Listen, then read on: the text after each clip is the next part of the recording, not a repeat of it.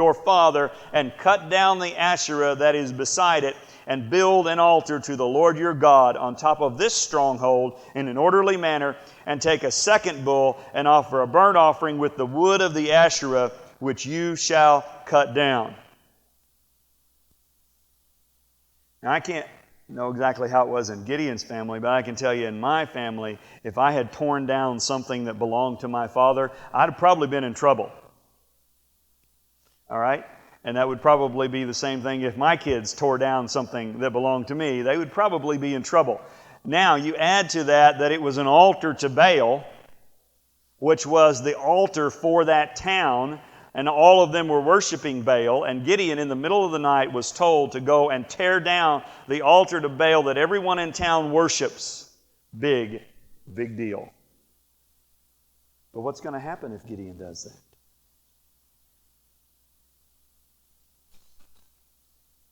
Verse 27, Gideon took 10 men of his servants and did as the Lord had spoken to him, because he was too afraid of his father's household and the men of the city to do it by day. He did it by night. And when the men of the city arose early in the morning, behold, the altar of Baal was torn down, and the Asherah was beside it. It was cut down, and the second bull was offered on the altar which had been built. And they said to one another, who did this thing?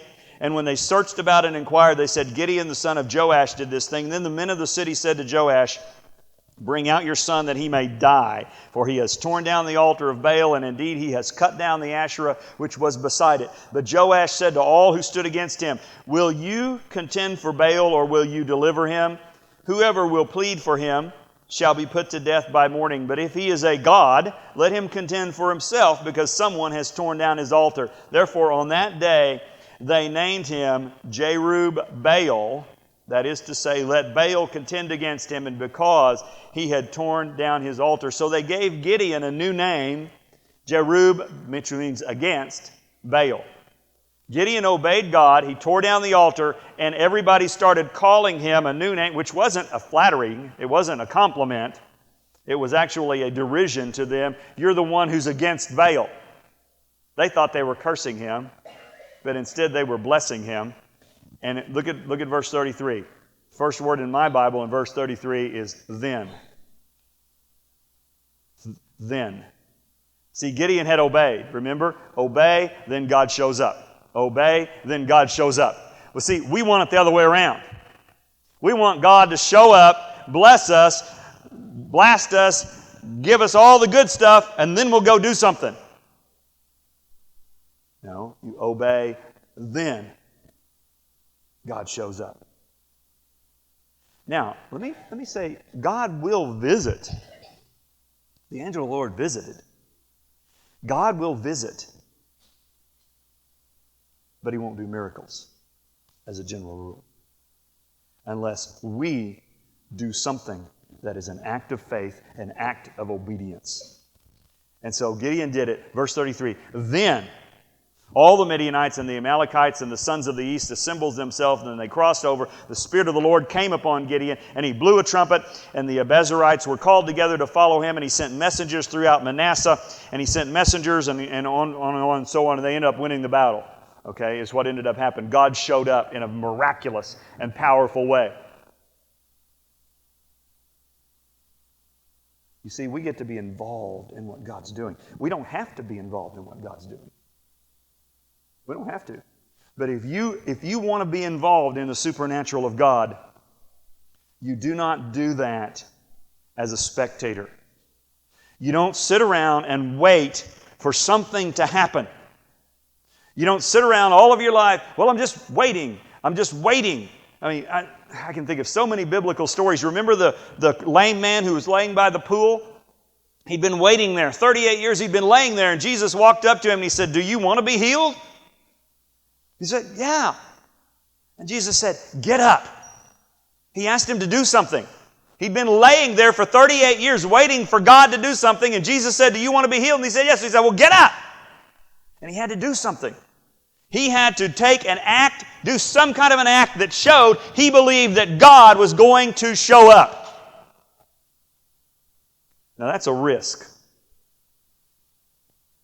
Right? Risk. Everybody want to say the word risk? It's a risk. It is a risk. That's why they call it faith. It's a risk to do something like that. And over in Scripture, God did this to men and women. He said, look, do something, and then I'll show up, and then I'll pour out the miraculous. And God says that to you and I. How do you step into the supernatural? So you can hang around the supernatural. We were praying, elders pray every Sunday morning, and we were praying, and Creed prayed this morning a prayer something like this: Lord, we want to be the people who believe God. We don't want to just admire other people who do it. You know the people you admire and you think, man, those people, look at them. God just does all these miraculous things for them. I wish God would do that for me. Well, you know what? If you do what they did, He would. This is it. This is how God shows up. And He lays this before every one of us. You do something that is an act of obedience, a radical act of faith, and then watch what I do. And then watch what I do. And this is why serving God is so exciting. And one of my little sayings that I usually say over and over, serving Jesus is never boring. Never. Okay? I wasn't bored the entire 7 days we were tootling around Mexico on a Mexican bus. It's not always fun, but it's never boring. Never. Because God will constantly put us in position, say, why don't you try this? Why don't you do that? Why don't you just do something that is an audacious act of faith and just see what happens?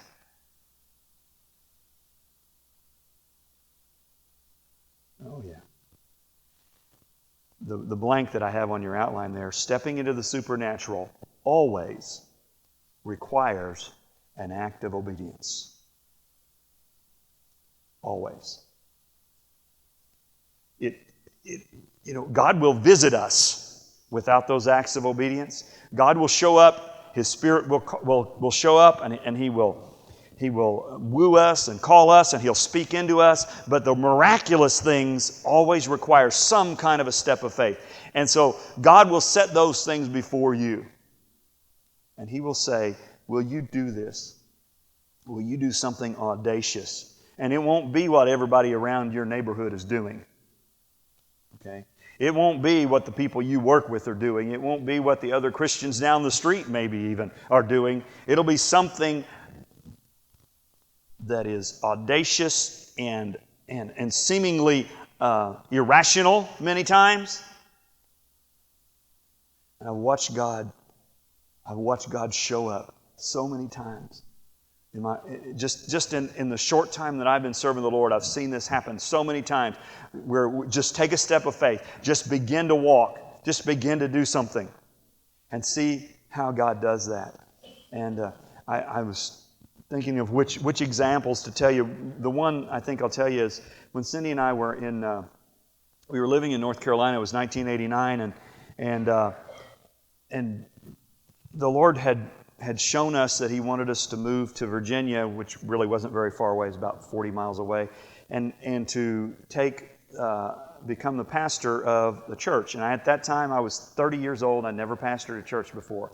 I'd been a youth pastor a couple of places, but I'd never been a pastor, and wasn't just really confident about the whole idea, frankly. But I knew God was telling me to do it. And the church that had asked me to come and pastor was a very small church, had about 20 people, and not only did they not have any money, they were $5,000 in debt. So those 20 people owned nothing, had nothing, and they were $5,000 in debt. And they wanted me to come and be their pastor because nobody else wanted to do it. It wasn't it wasn't like a real cool opportunity, And I knew God wanted us to do it, and so we met with the leaders of the church, both of them, and talked to them about what the Lord was saying. I said, okay, and I made a commitment to them because I knew God was saying to do it. And I said, I'll be here in 2 weeks. And that happened to be the first Sunday of August of 1989. And I said, I'll start that Sunday. I'll be here. And we were so broke we couldn't pay attention. I mean, we literally were feeding our kids leftover, peanut butter sandwiches. We were really poor. And if I've ever been poor, that was the time. I had no money, and we had to move. And we had to move to a city that was a thriving, growing city, which means you have to rent an apartment. Cheapest apartment in the whole city was $500 a month, plus first month's deposit. So that's $1,000 right there, plus a truck to move yourself to there, plus, all the expenses of moving. I had no money, and when I mean no money, I had none. No money. But I knew God was saying do it. Now, that's like $1,200, $1,400. It doesn't seem like much, depending on where you are financially. You say, well, that's no big deal. Well, everything about serving God is relative. Faith is relative for where you are. Okay? It's relative of where you are. And if $1,200 doesn't seem like very much, how about $500,000? Okay, is that a lot? Okay, see, everything's relative of where you are. And so we didn't have any money, and we both knew God was saying to do it. We shook our head, God's going to do it. And I remember what we did. We sat down at our kitchen table, and we wrote out a budget. $500 to rent the house, $500 deposit, $200 to rent a truck, $50 gas for the truck. Seems like there was something else, and added it up on the back of an envelope. I don't even think we could afford a piece of paper to write it on. And we both put our hands on top of that envelope, and we prayed, and we said, God, we know you're telling us to do this, and we don't have any clue where that money's going to come from, but we told them we'd be there on August 1st, and you need to supply. And at the time, I was a youth pastor at a church there in North Carolina, and so I told the pastor I was leaving, and there were a lot of reasons we were leaving. He was kind of a negative sort of guy, which was one of the reasons that we were leaving. And he said, well, okay. He acted like he was sad we were leaving, but he was really glad. And he said, okay, I'll let you preach Sunday night and let the people give an offering for you. And they'll probably give you $50 or $75. And I said, okay, thank you. That's awesome. Thank you. Appreciate that. And so I preached that Sunday night, and then he took a love offering for us. And it was like $400. It was 4 or 5 times what he thought it was going to be. Okay, so that was a good start. And then the next week, we were just hanging out. I mean, we had 13 days, I think, and I've been doing this my whole life in one form or another, And so I went to the mailbox the next week, opened up the mailbox, and there's a check, or there's an envelope in there from the Internal Revenue Service. And that's usually not good news. It's like, that's all I need is more, And I opened up the envelope, and it was a check for $600 from the IRS. And I can assure you the IRS did not owe me $600. I would have known about it if they did in those days. I mean, that it was a huge amount of money to me at that time, and I knew that the IRS didn't owe me $600. And I was kind of, I didn't know what to do with it. And I remember I took it in the house and I showed it to Cindy, and I said, look at this. And she's like, praise God. And I said, now wait a minute.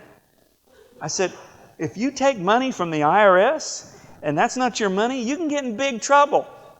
And I was really kind of scared about it. She said, well, we'll just consider it a loan because God is going to give us $1,200 to move to Virginia. I said, okay. That makes sense to me. So we had the 1,000. We had 600 and the 400 from the offering. So that was enough to pay for the apartment, the townhouse to rent. So we did that, but we still didn't have gas or a truck. And then just different things started happening, littler things, smaller things. Some guy came over and just gave me $100. And then some people that I barely knew came up and said, we're going to come and help you move, and they brought money. And then we got there the first night. We got enough money to rent the truck, and we got there, and a guy that I just barely knew walked over, knocked on the door, and I answered the door, and he said, I heard you're coming to Pastor Christian Chapel. And I said, yeah. He said, you're a brave man. He shook my hand. There was $200 in his hand. I said, cool. But you have to do something first. You have to say, you know what, I'm hearing God, and I'm gonna make a commitment, and I'm just gonna begin walking and see what happens.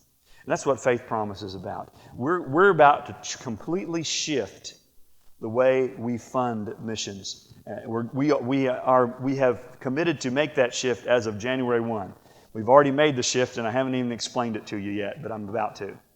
So what is a faith promise? Is it working? Is it power on? Are we good? Matt, we're good? Okay. I want to explain this to you to the best of my ability. What is a faith promise? Here's what it is. Some of this you may already know. 1/2 of the world, 1/2 of the 6.2 billion people in the world do not have the opportunity to hear the gospel. We handed out a CD to you a couple of weeks ago, and I hope everybody got it and listened to it. It's called Why Some Churches Are Blessed. Okay, if you haven't listened to that, please, you need to listen to it because it explains this. It's one of the best messages I've ever heard on explaining this topic.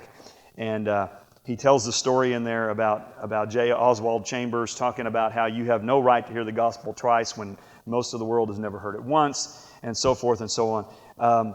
And so we have a commandment to reach those people. Every Christian has an obligation to reach those half of the world who've never heard the gospel. And so in order to do that, we only have two choices. There are only two ways we can do that. Either we can go as missionaries ourselves, which a lot of us do that in various ways. It says go, the Bible said, Jesus said, go into all the world and preach the good news to all creation. Or we can send other people to go and do that. Paul wrote, and how will anyone go and tell them unless someone sends them? And this happens through committed monthly giving. We actually do both of those here at this church. Are you with me there, Matt? You're about 2 slides behind me. Let's move it on. Come on. I'm moving on without you. I'm heading out. Okay? And so we actually do both of those. Now, there's probably 3 different ways that people give to missions, that Christians in America give to missions. First way is just emotional giving, and that is whenever they hear an appeal that's particularly good, then they'll give, $50 or $10 or $100 to whatever that particular cause happens to be. Okay? And I don't think there's anything wrong with that. That's fine. The second way is token giving, where every time something comes up, I'll always give $5, but it never really amounts to a whole lot, and it really doesn't challenge us, okay? And again, I don't think there's anything wrong with any of these, but the best way to do it, if you really want to accomplish something, committed giving is the way to do that. And here's what I believe is happening. As a church, I know this is happening. I know that God is challenging us to do much more than we've ever done before. All right? That I know. And I believe that God is going to challenge each of you individually to do more than you've ever done before. Now it's about to get really exciting. Now, because it's not about you. Just like that story I just told you about the $1,200 to move to Virginia. That wasn't about me, and it wasn't about what I could do. Because there was no physical way that I was going to get $1,200 in 2 weeks to move to Virginia. It was not going to happen. Right? But God can make that happen. And this is where it starts getting pretty exciting. Okay, committed missions giving. Are you caught up with me, Matt? Committed missions giving is not your tithe, because the tithe is God's provision, is God's tenth of what He's already given you. And it's not just a pledge, although it can be, and nobody's going to call you or anything like that. Here's what Paul wrote to the Macedonian Christians in 2 Corinthians. He said, I testify that according to their ability and beyond their ability, they gave of their own accord. Okay? They gave according to their ability, and they gave beyond their ability. Well, how can you give beyond your ability? You can't give beyond your ability, can you? Sure you can, if God gives you something to give. Remember the story of Jesus telling Peter to go catch a fish, and there's a coin in the mouth of a fish? So they gave beyond their ability, because God supernaturally supplied what they needed. That's living in the supernatural. That's what I mean when I say stepping into the supernatural. So, That's where I believe God is about to challenge us. Committed giving is expressed in two ways to support missions. The first way is to budget giving into your monthly bills. Okay? And that's going to have a limit to it for most of us. Most people live on a fixed income. Not everybody's overly wealthy like Cindy, having a great job like she has. But most of us are on a fixed income. And so what we can budget is going to have a set amount, you know. But it's also faith promise giving. This is where it gets excited. This is where it gets exciting. If God, so here, let me ask you a question. If God said to you, hey, take a step of faith and commit to something, to give something you don't have and don't know where you could ever get it. Ooh. Oh. Then what would you do? Okay, then what would you do? Okay, budgeted giving, that's just something you would do out of your monthly budget. I've done this for missions for years. And I think I was trying to figure out what I do. I think I do $125 a month. And I've done it above my tithe that I give to missions and various missions things. Okay, that's just budgeted monthly giving. I mostly do it every month. But it's frankly not a lot of money. $125 a month is, what's that, about $1,200 a year. Okay, faith promise. Here's what a faith promise is. It lifts us to a higher level because a faith promise is a new experience. And it is not based solely on our ability to pay, but rather confidently in God's ability to provide as my faith would ascend to new heights. And so I've been praying about this for a long time. I have a jump on you all because I've been planning this and working toward this for several months now. And God's challenging me that $125 a month is peanuts. It is nothing. And this year it's going to be a whole lot bigger than that. And it's going to be beyond my ability. It's not going to be something that I can squeeze out by stealing Lexi's allowance every week or scrimping on the whatever. It's going to be a lot more than that. A lot more. So what's a faith promise? It's a sacred act. And it's a spiritual agreement between you and God to give monthly or weekly or one time, however you do that is totally up to you. And really, if I make a faith promise for thousands of dollars and I can't do that out of my monthly budget, then I'm not going to give it monthly. I'm going to give it whenever God gives it to me. And that might be June the 22nd. I don't know when that's going to be. Okay?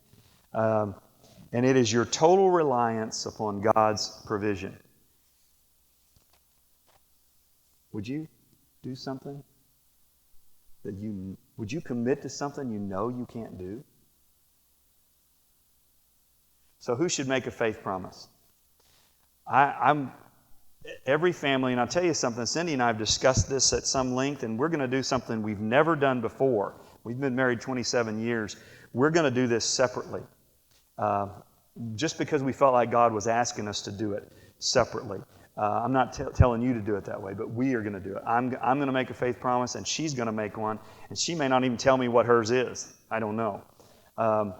In the past, we've always done things together, but we just feel like God's telling us this time we're going to do it separately. And just go on, keep going there, Matt. Faith promise giving is the great equalizer, because what may be a huge challenge for Lauren here wouldn't challenge me at all. Okay, and what would be a huge challenge for Nikki might be much greater than what would challenge me. Who knows? See, it's a great equalizer because God's going to speak to each of us individually about this. Now, the question is it really something that you're going to do out of faith? Is it going to be a step of faith, or are you just going to say, well, okay, Steve's just trying to get my money, so I'll just try to figure out an extra $10 I can squeeze out here or there, you know? Or is it really something that God's going to say to you, do something that you've never done before, do something big. that you've never done before. And trust me, and let's see if I don't show up. And so this is my challenge for you. My challenge for you is not necessarily for you to squeeze out an extra $20 here and there and go without Coca-Colas every other day.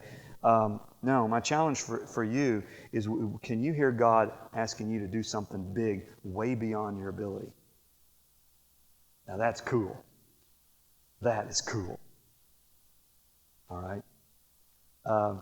I can tell you that as the leadership of this church, we're going to do that. What we're doing, we're having lunch today, all the elders, we're getting together, and we're going to come up with a figure. And I'm going to give you some hints here where I think that's going. We're going to come up with a figure of what we believe God's asking us to do in 2008, and it's going to be big. I'm already tell you. If you sit around here and you say, well, I know Brenda, and I know she doesn't have much money, and there's Lori. So I know she doesn't have. If you sit around here and look at us, you're going to say, no way. Okay? You're going to say, no way. And that's all right, because it's not about us. All right? I'm asking you to step up into a level of the supernatural that you've never been, and trust God to do something that you've never asked Him to do before. Say, well, what if He doesn't do it? Well, then what have you lost? Yeah, you remember when Jesus was walking on the water and Peter said, "Hey, Jesus, is that you?" And the wind and the wave, there's a storm, and Peter said, "Hey, Jesus, if that's you, tell me to come out there and walk on the water with you." Jesus said, "Come on, buddy." Now, I'm thinking, you're Peter and you're climbing over the edge of the boat. Now, what are you thinking? Do you think Peter could swim? Sure, he could swim. He was a fisherman. He lived on that lake his whole life. He could swim. He's probably thinking, this is pretty cool. But if it doesn't work, I will probably not drown. You never think of Peter having a backup plan. All right? But it did work. So, if God challenges you to do something beyond your ability and God doesn't come through, so what? But I promise you. Let me tell you something. I have done this enough that I can tell you exactly what's going to happen. Are you ready? Are we taping? Because I want this on tape. Okay? I'm like Rush Limbaugh. I want to brag about it later that I was right. Okay? I'm not like Rush Limbaugh. I'm kidding. Okay. Here's what's going to happen. You do something. You take this huge step of faith and you pledge, or you promise, 2,000, 5,000, whatever it is. Okay. I don't think there's the slightest chance that God won't give that money to you. That will not be the hard part. Here's the hard part. Here's the real test of your faith will be when that money comes and that $1,000 shows up in your hand and you wanted this and you've been looking at that new big screen TV and man, you were wishing you could take that little extra vacation. That's going to be where the real test is. The problem won't be that God won't supply the money. He'll supply the money. That's the hard part, is what am I going to do with it when I get it? Am I going to take it and be a channel for God and put it and realize, what? God just supplied just like He said He would. That's the test. That's the test. Remember that, because I'm going to hear some testimonies sometime this year. Steve, you were right, because, man, I was... Yeah, I know. It's going to happen to all of us. It'll happen to all of us. And why must I fill out a faith promise card? We're going to hand out cards next Sunday morning, and they're going to be very simple. It'll just say, it'll have this really cool logo that we have, and then it's going to have a place for your name and an amount. That's it. That's all that's going to be on the card. Okay? And that card is so that we as a leadership can know what we need to plan for. We're going to announce, next slide, Matt, we're going to announce at the end of next Sunday morning, we're going to take those cards and we're going to have somebody back here that's going to count them all up, and we're going to announce the total before you leave next Sunday morning, so you'll know how much it is.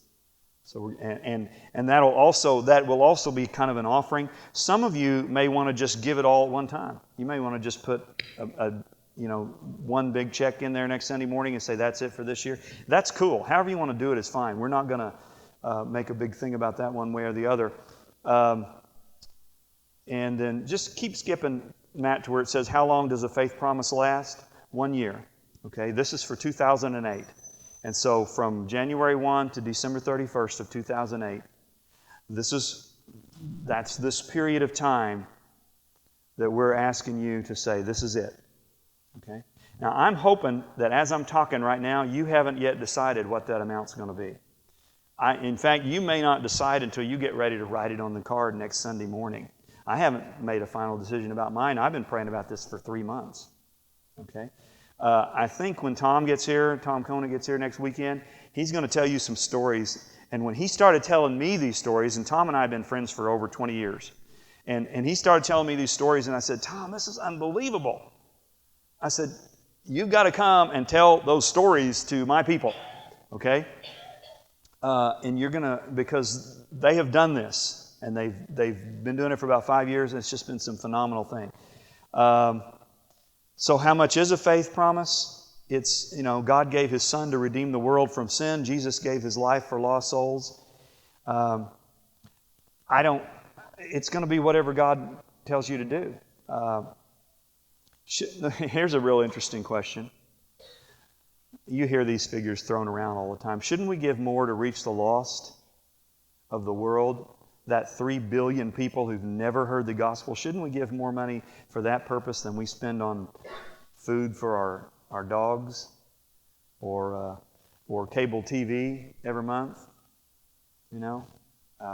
What's cable TV cost these days? About $50 a month? And when I was praying about this, before I'd ever seen that, I went back and checked how much money I spend on horse feed every year. All right, I have 8 horses out in my backyard, and they eat pretty good.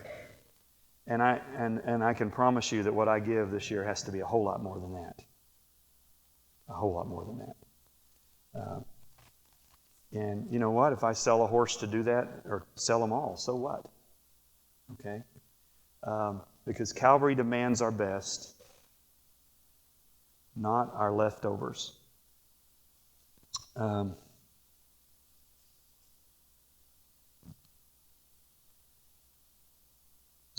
much should my faith promise be? I love this. Here's a revolutionary idea. Just ask God. I'm not going to more than what I've done right now.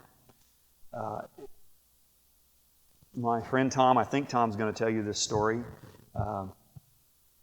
And his income level is probably very similar to most of ours. He said the first year they did this in their church, he heard the Lord tell him to give $10,000 to missions that year. And he knew there was no way. And he's going to tell you next weekend how God miraculously supplied $10,000 for him to give to missions the first year they did this. Okay? And that's big. I don't know how much God's going to do, but we're going to move in. I'm going to tell you something. Folks, I am so glad 2007 is over. I was listening to Paul Harvey on the radio, and it was Paul W. Smith, one of the guys that fills in for him. He goes, I am so glad 2007 is over. And I thought, even the guy on the radio is saying, I am so glad 2007 is over. And I'm going to tell you something. I have made this commitment. I am not going to live in the realm of the natural this year. I'm not going to do it. I am not going to live in the realm of what I can do and what I can figure out and what my brain can come up with a fresh new idea. I am not going to live in that realm. I am going to live in the realm of the supernatural and what God can miraculously do so that I can watch the miraculous of God happening around me and be involved in it. I'm committed to that. I don't know what y'all are going to do, but that's what I'm going to do this year. We're going to... shout it a little louder. Yeah. Man. And God's calling us. I remember I preached a message a month or two ago about audacious faith because God started showing me this about 2 months ago. He's going to call us this year to do some audacious acts of faith. And this is just one of them. There are going to be a lot of others. This is just one of them. Money's only one area where we do audacious acts of faith, but I'm going to tell you something. If you can't do it here, you're probably going to have trouble doing it in other areas too. All right, because this is actually the easiest place for us to do things like this. All right. Okay. Skip down, Matt, to the one that says current missions work. Now, I want to take a few minutes here and talk to you. I want to just give you an overview of what we have done in the past, real quick, and I have a wish list. Because you're saying, okay, what are we going to do with this money? If we raise tens of thousands of dollars, what are we going to do with it? Well, I'm glad you asked, because I don't have any shortage of ideas. Okay. Current missions work.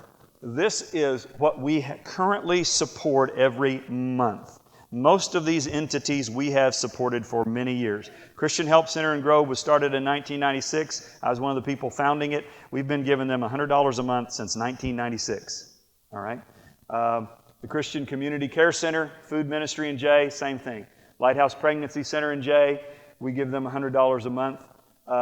We support 2 foreign missionaries, the Arzunis, who are missionaries to Muslims in Mali, and the Harrises, who are missionaries to Muslims in Kazakhstan. And we don't see them very often. They've both been to this church, but because of where they are, they only come back to the States every 5 years or so. Federation of Ministers and Churches International, which is our apostolic covering, we send them $100 a month. And then we also put $100 into actually transport for people to go into the villages. Some of the villages that we have reached near Valles, Mexico, we send them some money to pay to help to send teachers and preachers into those villages every week just for transportation. Okay, $100 a month for all those, which adds up, I think, to $700 a month. And that isn't very much. The first thing I think that I want to do, I want to give all these people a raise, because I don't know if you know anything about the strength of the dollar right now, but their income is going down, especially in Mali and in Kazakhstan. What a dollar would buy them last year is about 70% it'll buy now this year. I want to double all of those. That's the first thing I want to do. Okay? I think that should have been done a long time ago. We just didn't have the money. Okay, next thing that I believe we want to do. We have this building in Jay called the Ark, and we're still in the beginning stages of that, but I want to fund that thing. We have an opportunity here as a church to really touch a lot of lives, a lot of kids, some Hispanic people. We have an opportunity with this ministry to touch people's lives in this county, but we need to fund it. And I would like to fund it at about $1,000 a month. That's what I would like to fund that. And I'm going to commit to start doing that. I'm going to commit right now to start doing that. Some of that will go for a small salary for Luis and Patty. I wish it could be more. The more time they had to put into it, the more they would do. But both of them have to work, and sometimes, especially in the summer, Luis works 60, 70, 80 hours a week, and so that really limits. And so if we can help them out a little bit, but also we need to build up some funds, not only for repairs, but also for school supplies in the fall or for parties or whatever it is they want to do. I want to fund that thing $1,000 a month. The next thing, all right, hold it. Don't switch the car. Don't switch. Okay, did you already do it? You're getting good. Okay. I've been talking to you for a couple of months now about engaging the poor. And I've been saying, and I've been praying, and I said, Lord, we need to be able to engage the poor so that every person sitting here can be involved in this. When we had Covenant House, that's what we did. And a lot of what happened I didn't even realize until it wasn't there. And that's why one of the reasons it was so difficult for us when it was gone was because everybody was involved in it in some level or another. And so then all of a sudden we're not involved in it. Okay? And so God's moving us on to something else. And I've been saying, Lord, what is it? What is it?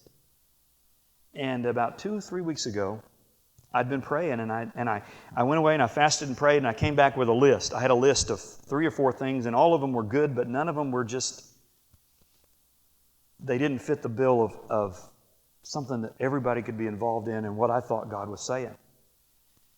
Cindy sat me down and she said, here's this thing from Rick Joyner. I'm going to sit you down. She does this to me. You should not live in my house.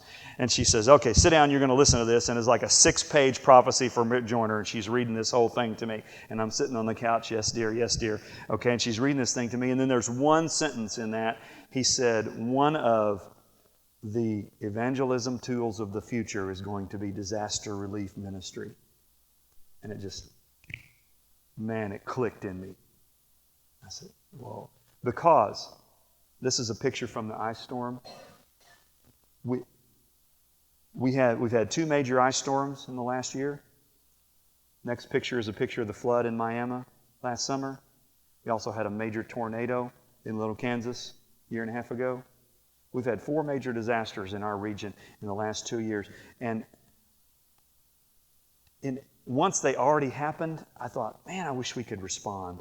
We should be doing something. But you can't do that stuff if you're not ready ahead of time. You can do a little, but you can't do it well unless you are prepared ahead of time. So I started researching it, and I've just gotten started. We've had some preliminary talks with the Red Cross lady here in Delaware County about being a disaster shelter, and I don't know what all's involved in it yet. I'm just putting this out here, but it's from the Lord, and this is something. Because there's so many different aspects of it, and we may have to do it in stages. We probably will. And it can be very expensive, okay? We may have to do it in stages. We may have to do we can do this thing, and then the next year we'll add, because there's shelter, and then there's food, and then there's cleanup, and then there's home repair, and then there's emergency. There's all kinds of elements to it so that everybody could be involved in one portion of it at some point along the way. Though we have to fund it too.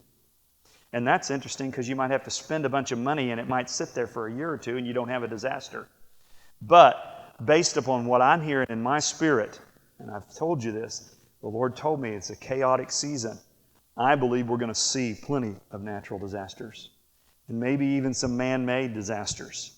I don't know about that, but I want to do this. Okay? Future missionary opportunities. I have some friends of mine that are trying to go to Malaysia. And I talked to him the other day. His name's Ken Little. I said, Ken, how much do you need to get there? And he said, we're about $600 a month short of going to Malaysia. And I said, Ken, I can't make any promises, but I'm doing this missions thing. And I said, if we can, I'd like to add you. I'd like to add them. That'd be $200 a month, and I'd like to help get them to Malaysia. Macedonian purse, which we've been doing for a while, but it's almost empty. We have in the past had some businesses that were giving into that. We had one business in Tulsa that gave quite a bit. That business is now out of business, so there is no business. So that fund is almost empty. And that Macedonian purse is a fund that we have used to help our people go on missions trips. So that if any of our members are going on a missions trip, if they're a tithing member, then we pay half of that missions trip out of that fund. That fund is almost empty. We need to replenish it. Okay? We're getting much closer to starting an orphanage and a Christian school in Africa. Much closer. And we've got $45,000 or $50,000 sitting in an account that we're going to spend all of it on that, but that's not enough. It's not enough. I can't yet give you a figure. That's part of what we're holding up on. It's not going to be a whole lot more than that, but somewhere between $50,000 and $100,000 is what the final cost is going to be on that, probably. And I think that it's a very real possibility we could have that thing running in 2008. We need to fund it. Okay, so here's my last slide. Here's Pastor Steve's missions wish list for 2008. So I'm going to sit on Santa Claus's lap, and here's my missions wish list. Okay, the first one, I want to give all those missionaries a raise, and all those that I just listed, that was $700 a month, and then if I add the littles to that and double it, it ends up being $19,200 a year to give all those missionaries a raise. That'd be 8 of them at $200 a month is $1,600 a month times 12. Secondly, I want to fund the Ark at $1,000 a month. That's $12,000. Third, what did I put next? Disaster relief ministry. I think to start that thing off, If we could put $10,000 into it this year, this is so new, I don't even know what we'd spend it on. Cots, generators. I would assume that the list would be endless of things that you could do. We might just put the money in the bank and just hold it in a fund and have it there available to spend it when the disaster happens. I don't know. Maybe we'd need to buy 15 chainsaws. I have no clue yet. But there's all kinds of training available, and we're going to find out. But we need to fund it. The Green Forest School and Orphanage in Africa, I think at the minimum, if we had $10,000 that we could put either towards, there's just no end of places it could go. The Macedonian purse, I think we need to put about $10,000 in there, and that would help fund whether it's Africa or Cuba or Mexico. We've got 4 or 5 things on the burner for this year as far as missions trips. And then the miscellaneous benevolence and projects. We already do a lot of this already, and most of the time I don't even tell you all about it. Whether it's benevolence for people within our church, benevolence for people that I get this fairly frequently. We know somebody, can we help them? They lost their job, can we help them pay their rent? We do that. Alvin's going to Mexico, we're going to help with that project. We frequently do that, not all the time, but a lot of times we do. Just miscellaneous things that come along a lot. Okay? And all that adds up to a grand total of $71,200, which is almost just a little bit less than $1,000 per person, per adult in this church per year. Okay? Now, I can already tell you that God's asking me to do a whole lot more than that, personally. So we'll just see where that goes. Friday night at the banquet, we are going to announce the goal of what we believe it's going to be. And I doubt that it'll be that figure right there. Dallas, come on up, please. You're going to see the video I'm proud of this video and I haven't even finished it yet. I worked really hard on it. We're going to show the video of where we've been and where I believe God wants us to go. Next Sunday morning, Tom will speak and we will pass out those cards, and that'll be your opportunity to take this audacious step of faith.